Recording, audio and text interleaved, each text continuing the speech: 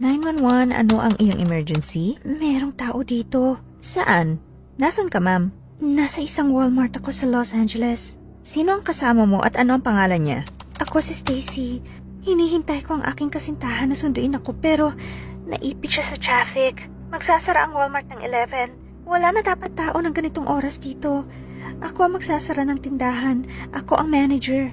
Paano mo nalaman na mayroong ibang tao dyan? Nasa banyo ako at narinig kong bumukas ang gripo at pagpunta ko doon, gumagalaw na malakas ang pintuan na para bang may biglang lumabas at tumakbo galing dito.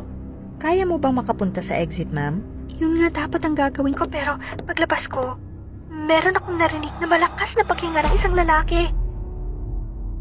At parang sobrang lapit niya sa akin at nakaharang siya sa labasan kaya tumakbo ako sa kabilang banda. Pakibilisan niyo na!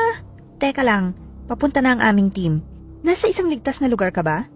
Oo, sa tingin ko, nasa likod ako ng lagayan ng sapatos. At sigurado ka ba na hindi ka niya makikita dyan? Oo, sigurado ako sa tingin ko. Okay ma'am, dyan ka lang. Papunta na kami dyan, okay? Takot na takot ako. Huwag mong ibababa ang telepono, okay? Magiging maayos din ang lahat. Sisiguraduhin namin makakalabas ka dyan. Oo, parang awa niyo na. Mukhang merong aksidente na nangyari sa highway.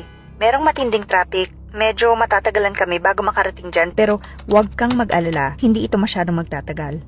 Oh, hindi. Anong gagawin ko ngayon? Ma'am, kumalma ka lang. Habang kausap kita, walang mangyayaring masama sa'yo.